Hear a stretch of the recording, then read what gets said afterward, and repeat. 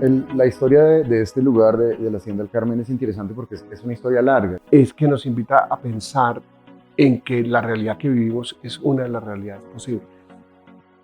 Este lugar entonces representa todo una innovación para una ciudad como Bogotá. Que alrededor de este sitio se ha movilizado la comunidad, que la comunidad misma ha considerado que esto es importante.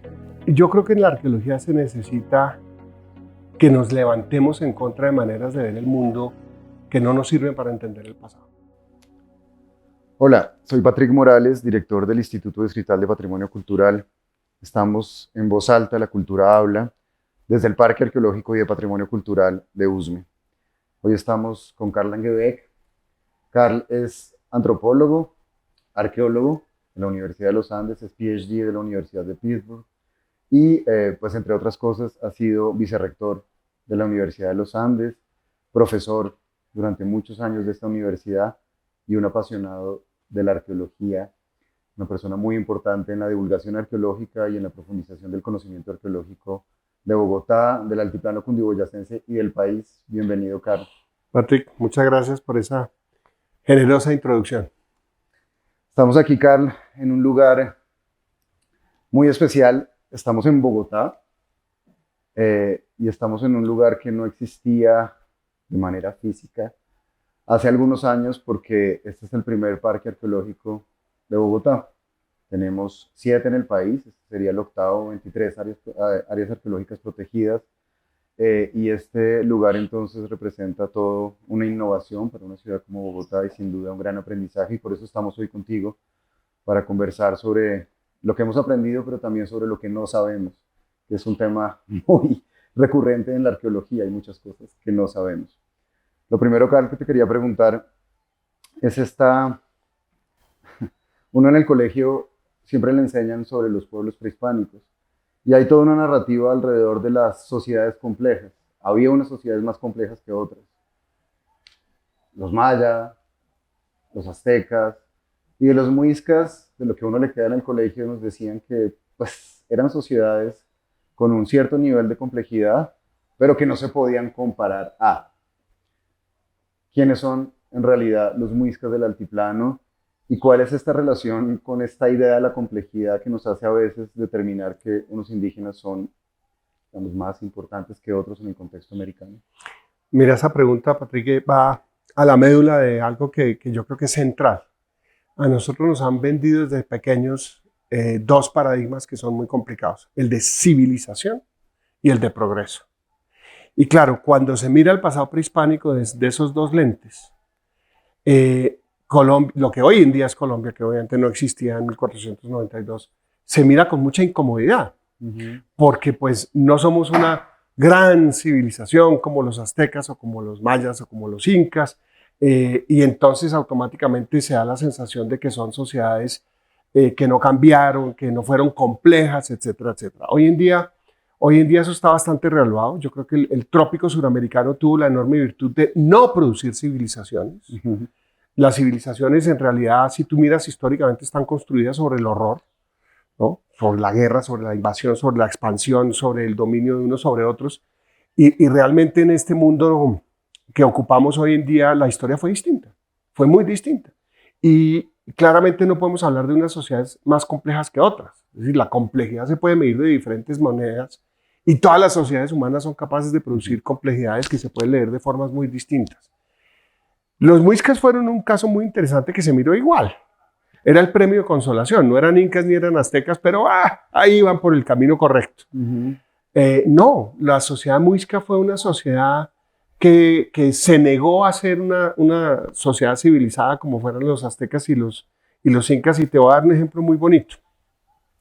Se supone que las sociedades igualitarias no producen excedentes y que, dado que no producen excedentes, no tienen caciques permanentes y por lo tanto no pueden desarrollar todo lo que se llama civilización. Los muiscas optaron por un camino muy distinto. Los muiscas producían muchos excedentes, ¿no? La sabana de Bogotá está cubierta de camellones de cultivo. Es claro que había una producción enorme que iba mucho más allá de la solución de las necesidades básicas de la gente. Pero ¿qué hacían los muiscas? Destruían la sobreproducción en unos festejos comunales enormes. ¿Qué hacían los muiscas con el oro? No lo usaban para que los caciques se enriquecieran. periódicamente lo ocultaban, lo usaban como ofrenda para sacarlo de circulación y para que nadie se volviera rico con el oro, sino que al revés se usara con unos propósitos sagrados muy específicos. Entonces yo creo que la tendencia hoy en día es decir, acá tenemos unas sociedades muy distintas que tienen un valor precisamente porque no siguieron el camino de otras sociedades, siguieron un camino diferente y muy legítimo, muy legítimo. Tú estás diciendo que la decisión de no convertirse o no seguir el camino de lo que los arqueólogos han llamado las sociedades complejas fue una decisión deliberada y política, digamos. Yo creo que la vida política muisca fue una vida política orientada a que, si bien reconocían personajes importantes y los respetaban, es decir, la sociedad muisca era una sociedad jerárquica, en la cual ciertos personajes eran muy respetados, pero esos grandes señores que describieron los españoles no eran dueños de ninguna riqueza. Los muiscas no tenían el concepto de riqueza. Y eso es fantástico. La riqueza o se la comían, o la enterraban, o la rompían literalmente. Lo hacían todos los fines de año. En solsticio de invierno había un afán de destrucción de riqueza que además era común a muchas sociedades del norte de Sudamérica. Y yo creo que es una vida política precisamente orientada a que no surgiera una élite que controlara la riqueza. Y eso es fascinante. Eso es un sistema político absolutamente increíble. Y estas, digamos, construcciones narrativas de lo muisca, ¿por qué no se han visto tan permeadas por la arqueología? Es decir,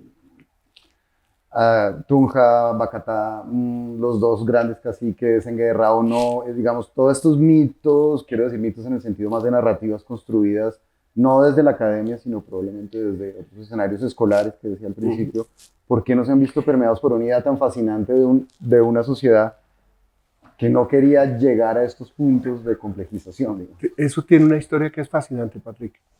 El primer interesado en decir que el cacique de Muisca era un poderoso tirano que explotaba a su comunidad fue Jiménez de Quesada.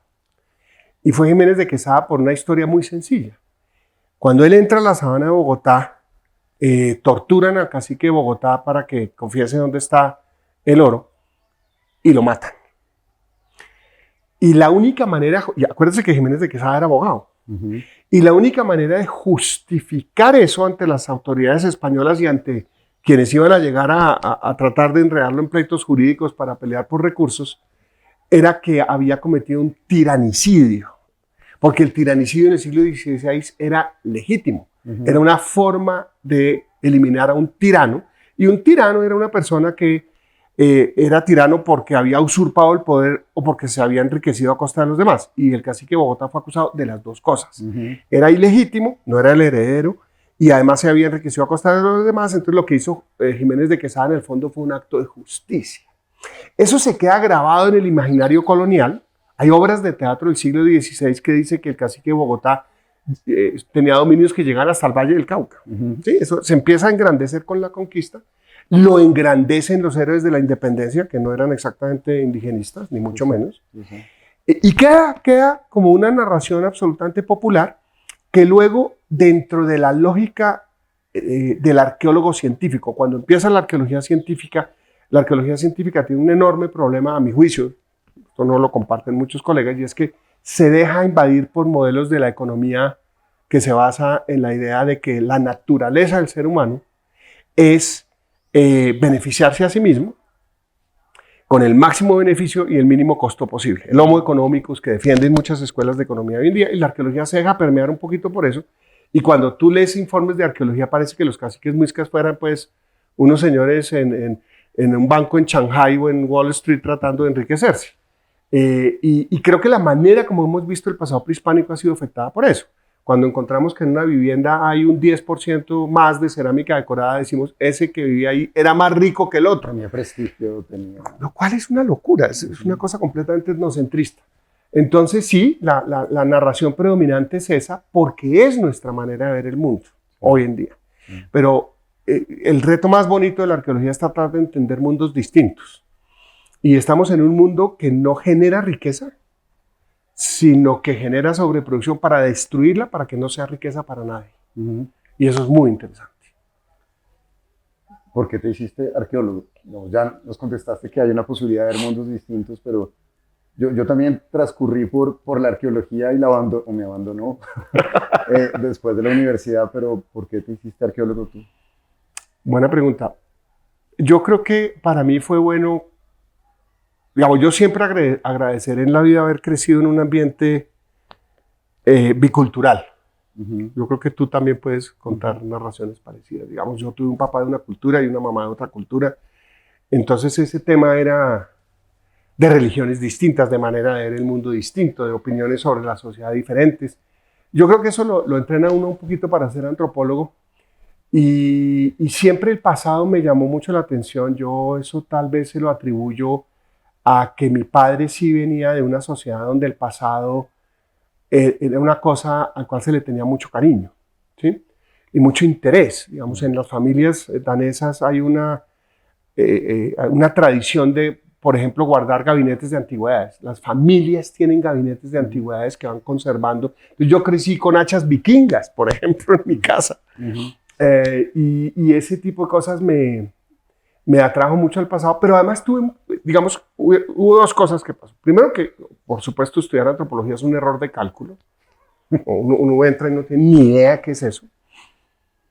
Pero además tuve la enorme suerte que cuando yo conté en mi casa que iba a estudiar antropología, mi papá se puso feliz y salió a comprarme libros de arqueología y me dijo, pues lea, y si lo que le gusta es eso, maravilloso. Eso es una gran suerte porque yo conozco muchos compañeros que no la tuvieron.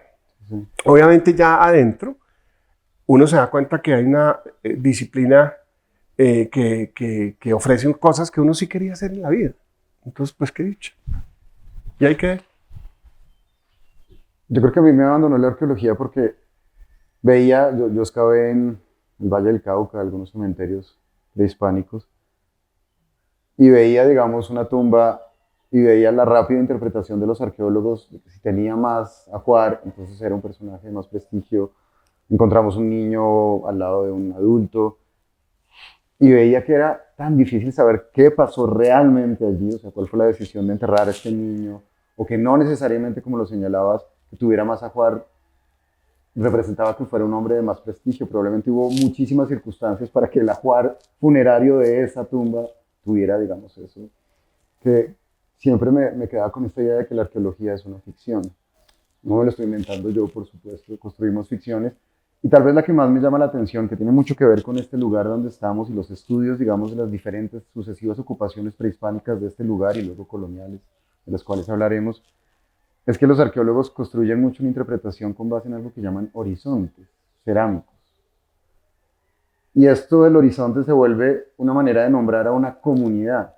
Y nunca lo he entendido muy bien, Carl, y es un buen momento para que yo pueda entender cómo un horizonte, es decir, una interpretación desde unos rasgos cerámicos te permiten decir que hubo una gente distinta a quienes tuvieron otra cerámica. Porque tal vez no eran tan distintos, tenían una técnica, no lo sé. Mira, yo creo que en la arqueología se necesita que nos levantemos en contra de maneras de ver el mundo que no nos sirven para entender el pasado. ¿Sí? Digamos, es una invitación a que los estudiantes y los colegas pensemos que lo estamos haciendo con unos lentes que no son. Una opción, por supuesto, es renunciar a la arqueología, para lo cual hay buenas razones, digamos, pero otra es, desde la arqueología misma, empezar a cuestionar cosas como esa. Los muiscas son un caso perfecto. Los muiscas, uno se imagina el cacique de Bogotá con un poderoso ejército cobrando tributo y dominando otras comunidades. Cuando uno hace un análisis crítico de dónde viene esa idea, eso no se sostiene por ningún lado. Cuando uno hace un análisis arqueológico, tampoco se sostiene por ningún lado. El hecho de que, de que se puedan definir unidades territoriales con límites fijos, de aquí están los muiscas, a partir de esta línea están los panches, porque los panches hacen la cerámica así, los muiscas hacen la cerámica así, está evaluado. Incluso cuando uno analiza lo que pudo ser la territorialidad muisca, no estamos hablando de límites en el espacio. Imagínate que los muiscas construían su identidad, por lo menos es una hipótesis bastante razonable, no a partir de límites geográficos, sino de viajes de deidades, como hacen los tuneos con las tijeretas hoy en día, que son viajes. son viajes que se hacen que no marcan un territorio. El concepto de un territorio con una cerca de hasta aquí voy yo y allá empieza usted, un concepto que tiene que 500, 600, 700 años. Incluso en el viejo mundo es un concepto, digamos, nuevo. Los muiscas eran eso, los muiscas eran comunidades diversas o hablaban dialectos del muisca muy diferentes. Los muiscas de Bogotá tenían serias dificultades para entenderse con lo de Tunja, aunque los especialistas religiosos hablaban lenguas antiguas que eran comunes. ¿Sí? Por ejemplo, aquí en la sabana se hacían festejos en que se hablaba el muisca antiguo que se llamaba muisca de Sogamoso, por decirte cualquier cosa. Entonces, había cosas que los unía, pero lo que los unía fundamentalmente no era un límite, sino rutas de deidades que habían pasado por diferentes lugares, que los españoles confundieron con Bochica, a quien volvieron un ser antropomorfo, casi que un apóstol, precristiano, etcétera, etcétera, pero que sí alcanza uno a ver que recorre unos territorios que une a través de mitos que nunca son iguales, pero tienen temas comunes, etcétera, etcétera, etcétera. Sobre ese tema de las territorialidades, tú eres un experto también en el tema de mercados, sin duda, y estamos en un lugar que es significativo porque estamos en Usme, pero está el páramo de Sumapaz, que digamos, ocupa también un lugar importante en las mitologías de los pueblos muisca, digamos, lugar productor del agua, sin duda. Y en este lugar, que de manera aproximada sabemos que tiene 2.500 tumbas, y una investigación muy acotada que se hizo por la Universidad Nacional, encontramos, por supuesto, restos de fauna que no corresponden a la sabana de Bogotá. En particular, los restos de una anaconda, probablemente amazónica, de Orinoquía.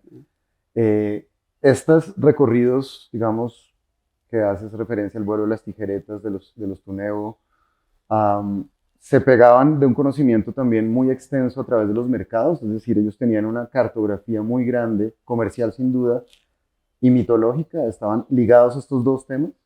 Totalmente. Lo que los españoles llamaron mercados, lo hacían en el Cercado del Cacique. El Cercado del Cacique es muy importante porque es el centro del cosmos. Y el cacique es muy importante porque es el intermediario con el cosmos.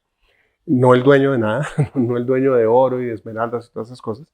Y, por supuesto, el intercambio tiene un sentido muy especial. Se hacía 4 días. 4 días es un número muy especial entre los chibchas. ¿Sí? Los santuarios tienen 4 horcones, entre los Cogi los 4 tienen simbología muy especial, entre los chibchas de Centroamérica también. Y el intercambio es maravilloso porque es la necesidad de relacionarse con los demás. Los objetos entre los indígenas tienen vida social. Nacen, mueren, y tienen una vida y cumplen una función, y igual que las plantas, igual que los animales, y los límites son difusos entre seres humanos, animales, plantas y cosas. Entonces el intercambio de cosas es una de las maneras de yo relacionarme con los demás. De hecho, una de las anécdotas bonitas es que cuando llegan los españoles a territorio muisca, los muiscas tuvieron 2 reacciones que son absolutamente increíbles. Una es darles niños en la certeza de que los españoles eran caníbales. ¿Sí? Que son ofrendas para hacer sacrificio a unos señores que parecen caníbales. ¿Por qué? Porque se transforman en jaguares que atacan a los seres humanos.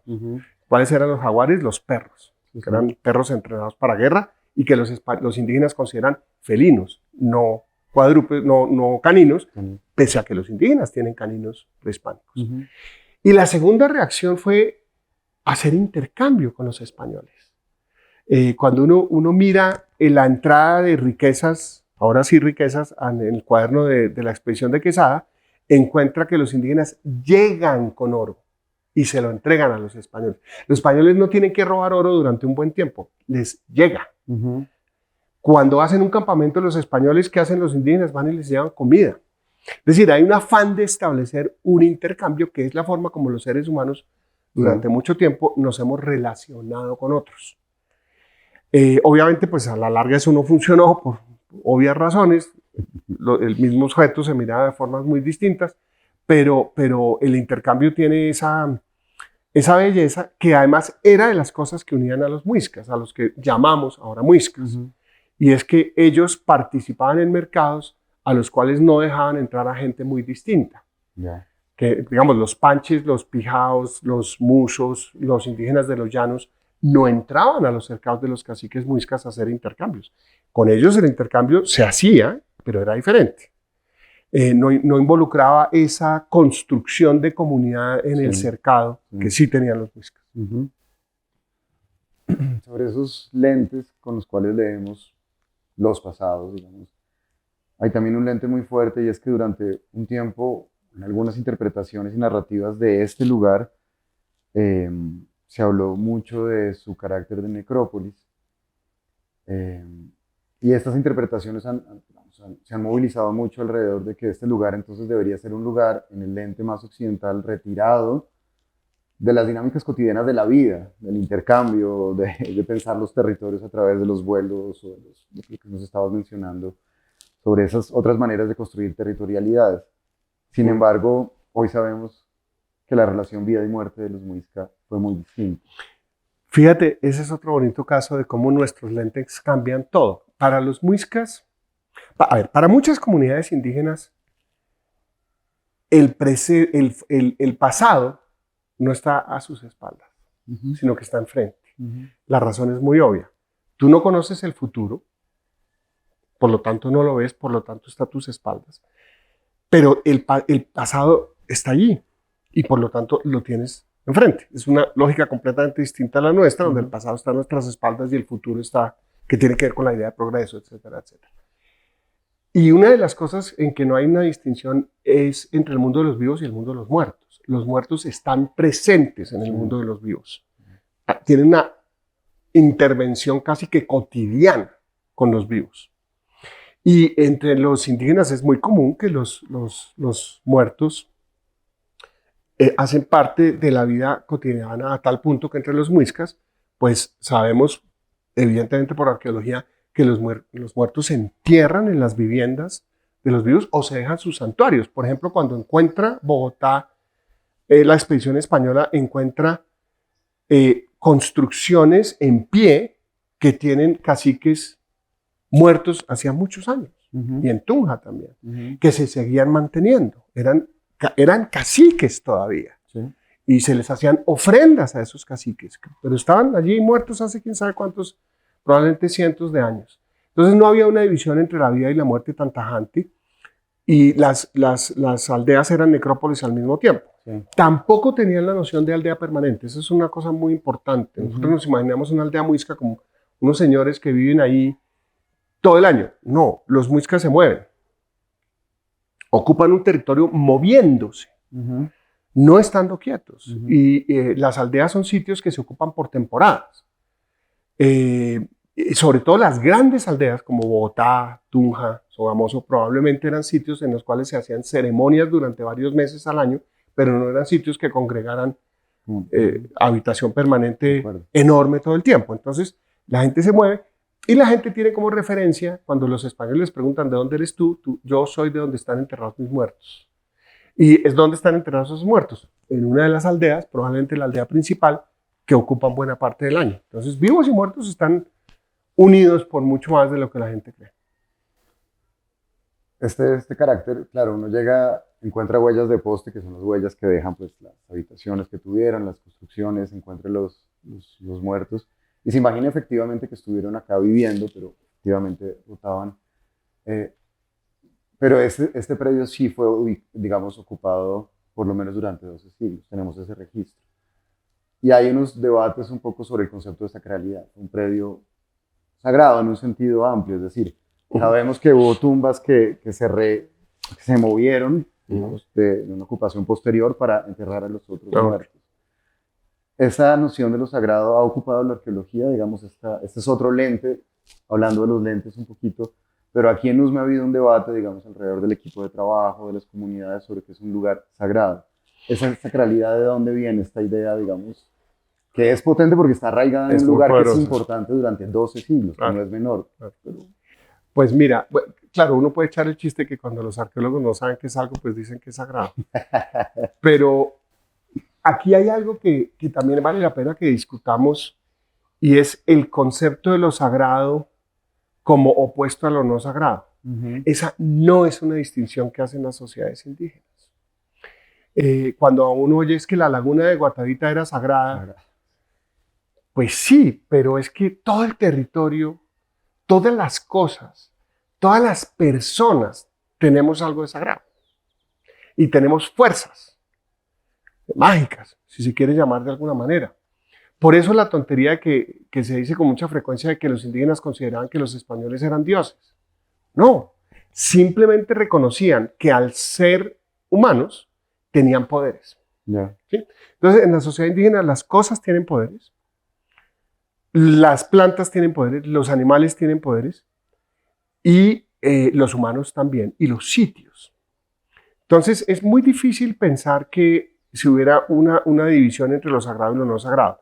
Habiendo dicho eso, había lugares especiales en los cuales se congregaba la población por unas razones muy especiales que tenían que ver sobre todo con el cercado del cacique, ¿sí? Pero que además era un santuario. Pero santuarios había miles. Deidades, todo estaba cargado. Los españoles dicen, un poco como sin entender la cosa, dicen, los muiscas adoran cualquier cosa. Y eso tiene que ver también con lo exótico. Fíjate lo interesante que viste de la anaconda. Hay evidencias clarísimas del afán de traer cosas desconocidas de otros territorios para controlar esos poderes. Porque claro, lo más poderoso es lo que no conoces. Por eso los españoles eran tan poderosos. Y hay por ejemplo, el cacique de Ubaque es un cacique que a finales del siglo XVI tenía en su cercado dos felinos vivos. Vivos. Y se sabe, por ejemplo, está perfectamente documentado. Catalina Zorro, una brillante arqueóloga, ha documentado perfectamente, y Gonzalo Correal y muchos otros, que venían aves exóticas de colores de la selva tropical o de las tierras bajas hace por lo menos 10.000 años. O sea, hay un intercambio de lo exótico que es muy importante. Los muiscas usaban drogas alucinógenas que no son de acá, son de los llanos orientales. Usaban pieles de felino, en fin, y pues caracoles marinos, cuentas de collar de Santa Marta. Lo exótico es muy importante para ellos. Tanto que en algunos lugares, cuando llegan los españoles, por primera vez, encuentran que los indígenas ya tienen cuentas de collar españolas, gallinas, que ya ávidamente han conseguido cosas de los extraños. Para cerrar este primer bloque como del análisis de cómo la arqueología construye narrativas, ¿cuánto nos falta para conocer? ¿Cuántos años nos faltaría para conocer, digamos, un poco más en profundidad la ocupación muisca en el altiplano cundiboyacense y cuánto nos falta mucho? Es decir, mi pregunta es, ¿nos falta mucho para conocer de lo muisca? Mira, hemos avanzado un montón. Yo creo que hay un montón de colegas que han hecho un trabajo extraordinario en los últimos años, una generación joven de arqueólogos que ha hecho un trabajo que es absolutamente formidable. Yo creo que el avance que se ha hecho en los últimos 20 años ha sido absolutamente increíble. Pero afortunadamente esto nunca va a terminar. No va a llegar un momento en que vamos a decir, ya, sabemos suficiente. Eso nunca pasa. Y yo creo que lo interesante, además de ese trabajo que se ha hecho tan maravilloso, es que empecemos de verdad a cuestionarnos si estamos viendo el pasado como con un profundo respeto a que fue un pasado distinto, o simplemente estamos naturalizando nuestra propia sociedad, haciendo que el pasado parezca perfectamente legítimo, porque en el fondo se parece a la manera de ver el mundo. Y yo creo que ese es el peor servicio para esta sociedad. La historia de este lugar, de la Hacienda del Carmen, es interesante porque es una historia larga, es una historia de configuración de un lugar prehispánico y luego, por supuesto, pues tiene una historia con la llegada de los españoles y luego la República, la configuración del campesinado, y la manera como estos lugares recibieron migrantes, tiene una historia muy larga. Y claro, lo arqueológico nos hace enfocarnos en lo prehispánico normalmente. Claro, hay arqueología colonial, pero en este caso nos hemos enfocado mucho en lo prehispánico. Pero a este respecto también, cuando aparece, cuando el hallazgo emerge en el contexto de la construcción de metrovivienda para las viviendas multifamiliares acá, empieza la narrativa arqueológica a ocupar el escenario. Es decir, ¿cuál es la alternativa para para proteger este lugar, digamos, de la expansión del borde, para las organizaciones campesinas, era la arqueología. Y la arqueología emerge con una narrativa muy importante, es una herramienta muy importante. La Declaratoria de Área Arqueológica Protegida bloquea estas 30 hectáreas para la expansión del borde, para los multifamiliares. Eso es muy importante, pero en el curso de este proyecto hemos notado también que produce un cierto lenguaje que nos hace perdernos de otros lenguajes en torno a la manera como los campesinos se relacionaban con este lugar. Y se relacionaban con este lugar desde lo cotidiano, pero también desde cierto tipo de narrativas que no son arqueológicas oficiales. La huaca, la bola de fuego, las luces en la noche. Y de alguna manera sentimos que hemos desconocido, que es difícil cuando aparece esa narrativa arqueológica, nos estamos perdiendo de esas otras maneras de significar el sitio que también son importantes. ¿Cómo hacemos para que la arqueología no ocupe todo este espacio y cómo reconocemos esas otras formas también muy válidas de significar estos lugares con potencial arqueológico? Bueno, es una pregunta muy difícil, pero hay un hecho que yo creo que es incontrovertible y es, independientemente de lo que hagan los arqueólogos o no hagan, al pasado se le va a dar un significado, ¿sí? Y van a ser múltiples significados, de acuerdo con quien lo vea. Y eso es inevitable y eso ha sido así y es al mismo tiempo atractivo e interesante como peligroso. Cuando el pasado se vuelve el referente para un futuro utópico que excluye a alguien, es peligroso. ¿Sí? Y tú te fijas, las grandes narrativas de los regímenes más autoritarios y reaccionarios de la historia de la humanidad es un poquito eso. ¿Sí? El afán de Hitler de volver a un pasado germano puro o el afán de Putin de volver a un pasado eslavo puro. Y ese tipo de cosas son peligrosos porque precisamente desconocen que alrededor del pasado se pueden construir múltiples narrativas.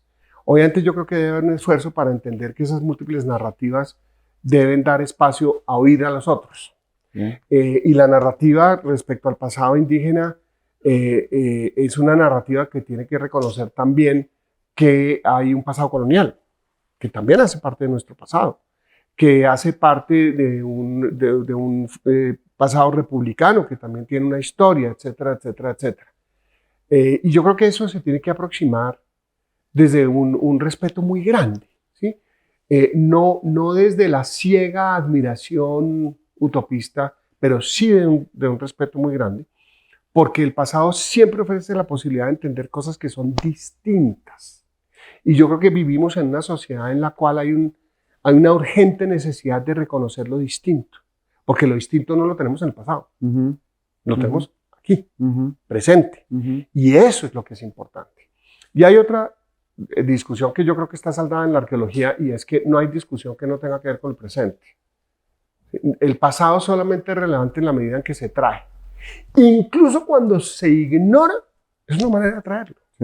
¿Sí? Borrar es una manera de actuar en el presente sobre el pasado. Entonces yo creo que nos ofrece esa maravillosa oportunidad no de hablar, y yo ahí tengo un sesgo muy personal de pronto, y es no hablar de nuestros indios, expresión que a mí me parece absolutamente detestable. Nadie nos tituló el pasado indígena, sino de ese pasado que fue tan distinto, de esa colonia que también fue distinta, ¿sí? Y de esa vida republicana que ha sido absolutamente compleja y que obviamente estamos inmersos en ella, pero que también tiene unos temas que tenemos que empezar a reconocer como distintos. Entonces, esa es la gran lección. Mire, yo creo que la arqueología y la antropología y toda la discusión patrimonial tiene que ver con, en el fondo siempre va a tener que ver con reconocer al otro, ¿sí? Porque es que apreciar y querer lo que uno cree que es fácil, ¿sí? Pero lo que no es como nosotros, respetarlo y tratar de entenderlo, porque el uso de la razón también es importante, es clave. Y yo creo que es clave no por el servicio que le prestemos al pasado, sino por el servicio que nos prestemos a nosotros mismos viviendo aquí en Colombia en el 2023. De acuerdo. Si no, no tiene sentido. De acuerdo. Ahí entramos pues al terreno de de lo que desde el instituto hemos llamado pues como las preguntas de presente y estos patrimonios de reconocimiento. Es decir, al abrir el campo de lo patrimonial y que de alguna manera deje de ser un saber experto, ¿no? Y que estos campos tan acotados de lo inmaterial, lo material, se entiendan más de manera integrada, emergen otros actores que hacen nuevas preguntas muy ancladas en el presente, como es el caso de este lugar. Pues fíjate la historia de este lugar con lo que se sabe de la participación de la comunidad. Exacto.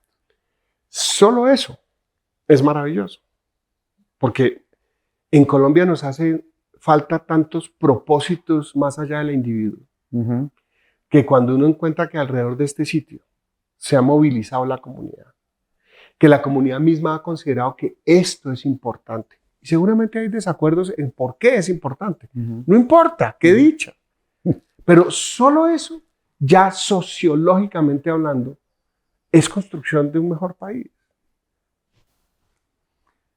En esa construcción de esa comprensión al final del patrimonio como campo de lo político, lo arqueológico, ¿no?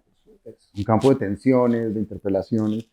Desde el proyecto hemos intentado construir muchas herramientas para llegar a eso que a mí no me gusta mucho la idea de la apropiación, pero digamos a generar y a comprender los sentidos y significados que las comunidades también del presente han construido sobre ese lugar, y hemos trabajado en lo que se conoce como arqueología pública con niños y niñas de los colegios públicos y privados de USME, de zona rural y de zona urbana, y ha sido una experiencia realmente muy interesante, muy potente, pero hemos notado que en el gremio de la arqueología ha habido, o hay, no en particular con este proceso de nosotros, pero hay una cierta duda sobre lo que llamamos arqueología comunitaria, que para nosotros es de alguna manera recuperar el hilo de esos pasados que están acá enterrados, los prehispánicos, los otros, y traerlos al presente, a la vida cotidiana, a lo que es importante para un niño y niña en su vida cotidiana. Ese es el ejercicio más importante que hemos hecho con estos niños y niñas, no solamente que excaven y encuentren, digamos, un lugar de orgullo. Yo soy de USME y estoy orgulloso porque acá hay un lugar muy significativo, que eso ha pasado mucho y es muy bonito, sino que retomen ese hilo del presente. Pero ¿por qué la arqueología tiene ciertas dudas a veces sobre la arqueología comunitaria? No lo he entendido muy bien, Carlos. Yo creo que la arqueología en general, y no solamente la arqueología en el mundo universitario contemporáneo, se ha alejado de la realidad cada vez más. Comentábamos que ya los arqueólogos no publican, sino que producen. No, a mí me llega a final de año cuál ha sido su producción y yo digo, no jodas. Antes por lo menos era que además publicar era lindo porque era hacer público, ¿no? Sí. Pero además en las universidades se armaban debates sobre lo que la gente publicaba. No, ya no. Ahora es cuánto produjiste y cuánto es Q1 y Q2. Esa oportunidad que nos ha dado el parque, digamos, en ese contexto de defensa de las organizaciones campesinas de este lugar y de plantearnos las preguntas de presente, hemos sentido desde el Instituto de Patrimonio que nos ha dado la oportunidad de pensar un parque un poco distinto. Este parque es parque arqueológico y de patrimonio cultural, porque se pregunta también sobre esos presentes, sobre los sentidos y sobre las formas de vida de este lugar que tiene esta historia tan grande. Pero me llama la atención, Carl, hay una gran laguna en Colombia, que es el siglo XIX.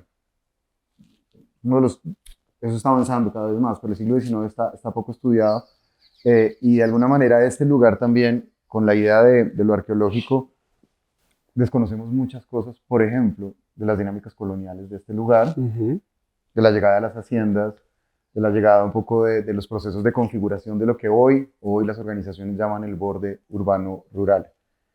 ¿Tú crees que la oportunidad, digamos, de lo arqueológico puede ir más allá y configurar una lectura completa de este lugar? Es decir, que la creación del parque, la continuidad de las investigaciones, por supuesto, sobre el parque, nos pueden dar una lectura territorial importante para Bogotá. A mí me encanta la expresión que usaste de borde, porque yo creo que pensar desde los bordes es siempre mucho más productivo que desde la pepa de alguna disciplina o de una posición política. Pensar desde los bordes siempre te da esa sensación de estar en un límite en el cual se puede aprender de lo que está afuera, ¿sí? Más allá de la doctrina o más allá de la disciplina. Sí. Y yo creo que el solo hecho de estar en el borde es muy interesante, porque nos ayuda a pensar el resto, lo que ya se perdió y lo que está más allá. Y yo creo que eso es magnífico. Sí, yo creo que estos sitios impactan a la comunidad, impactan a quien lo visite. Invitar a pensar que vivimos en una sabana de Bogotá en la cual la mayor parte de la población indígena vivía en el sur. Y que hoy en día Bogotá crece como una aplanadora de probablemente 10 millones de habitantes, destruyendo todo lo que encuentra a su paso. Pues yo creo que es una invitación a pensar desde un borde que se salvó, de alguna manera, se salvó no como lo que era, sino como un borde que nos ayuda a pensar lo que pudo haber sido y lo que puede ser, que es aún más importante. Entonces yo creo que eso es una posición privilegiada de un sitio como este. Y me encanta además que sea no solamente un parque arqueológico prehispánico, sino que invita a pensar muchas otras cosas. La movilización campesina que ayudó a salvarlo, el proceso de investigación académica, el proceso de restauración de vegetación nativa. Tantas cosas al mismo tiempo en un solo lugar, pues realmente es un privilegio. Sobre el tema, me quedé con el tema del borde porque desde el instituto nos aprobaron la cátedra de sede de la Universidad Nacional y se llama tentativamente pensar desde los bordes. Desde este borde, que es el parque y todo el borde sur de Bogotá, pero al final estos lugares, o lo que develamos los antropólogos, los arqueólogos, las comunidades que significan los sentidos, son umbrales que nos permiten pensar futuros distintos. Y con esto es como una pregunta ya de cierre y es, esos futuros distintos, esos umbrales donde todo es posible porque estás en el umbral, digamos, de algo que estás soñando pero que aún no está, que lo puedes vislumbrar, ¿no? Además, estos lugares de frontera que son tan potentes, o de umbral mejor.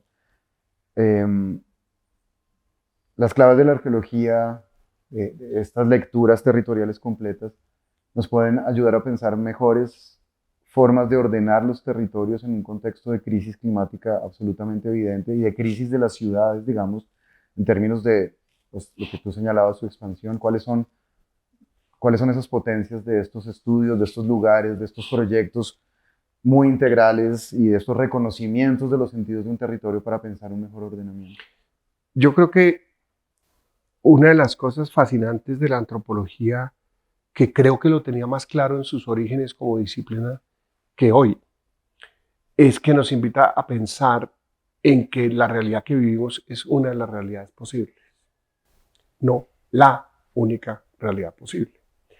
Y fíjate cómo nos ha invadido esa manera de ver el mundo de ese homo económicos tan horrible, que es que cuando pensamos en el futuro pensamos en tecnología, no pensamos en organización social, no pensamos en nuevas maneras de ver el mundo, no pensamos qué aparatejo va a haber en 20 o 30 años o 50 años. Es un futuro tecnológico que está totalmente embebido en la noción de progreso. Y yo creo que pensar en la posibilidad de que hay sociedades distintas que ven el mundo distinto es un aprendizaje. No para volver a un pasado idealizado, romántico, utópico, sino simplemente para llamar la atención. La manera como usted ve el mundo es una, hay otras. Y yo creo que eso es mucho más importante que simplemente pensar que el mundo en que vivimos es el mundo que es así porque siempre ha sido así. Y creo que hay una invitación muy interesante, particularmente de las sociedades indígenas, para no ver los límites entre las cosas que nosotros vemos. Por ejemplo, nuestra obsesión con el cambio climático, que está bien, por lo menos muestra un nivel de conciencia sobre los peligros que eso implica para la humanidad, se ha instrumentalizado de tal manera que sigue pensando que el cambio climático no tiene nada que ver con la forma como los seres humanos nos organizamos. ¿Sí? Entonces no es solamente un problema de dónde viene la energía o de cómo se maneja la tecnología, y todo eso es importante. Tiene que ver con una manera de ver el mundo en el cual nosotros hacemos parte de la naturaleza. Y llevamos demasiado tiempo ensayando la alternativa y no funciona. Entonces, pues creo que esa belleza de la antropología tal vez fue lo que a mí me enamoró, porque claramente le da sentido hablarle al presente.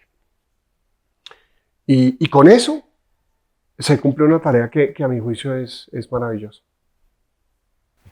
Seguramente podríamos quedarnos conversando muchísimo más, pero esa conversación ha sido realmente muy, muy importante para nosotros, para las personas que van a escucharla.